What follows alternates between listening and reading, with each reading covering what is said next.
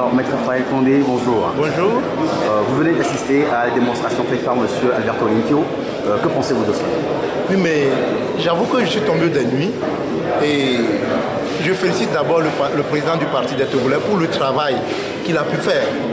Je le félicite pour sa contribution qu'il a faite pour que, du moins, pour la première fois, on puisse savoir que nos revendications se basent sur des données réelles. Mais je suis tombé des nues pour constater que nous avons autant de doublons dans le fichier électoral et qu'on demande au gouvernement d'auditer ce fichier, mais que le gouvernement se contente seulement de dire qu'on va le consolider.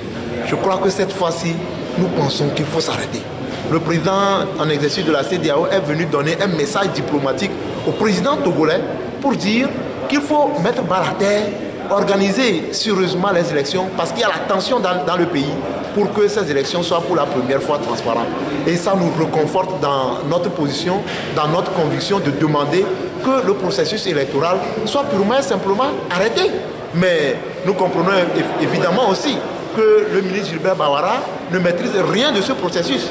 Il ne maîtrise rien. D'abord, il a qualifié le président Alberto Limpio de quelqu'un qui ne connaît rien de l'informatique, mais aujourd'hui, il a la démonstration contraire.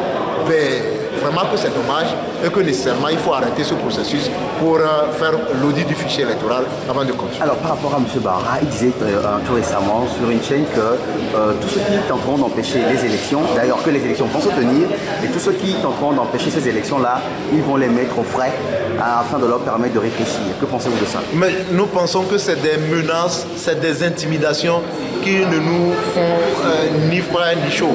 Pour nous, ça ne nous fera jamais fléchir. Nous avons des convictions, nous avons des repères.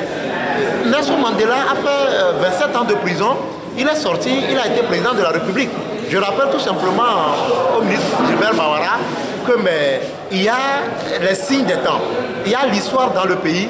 Il suffit tout simplement de regarder un peu plus près de lui. Il suffit tout simplement d'avoir l'exemple de celui qui a été responsable du portefeuille qu'il occupe aujourd'hui pour se rendre compte que, eh bien, là où il dit que les gens peuvent aller, lui aussi peut aller.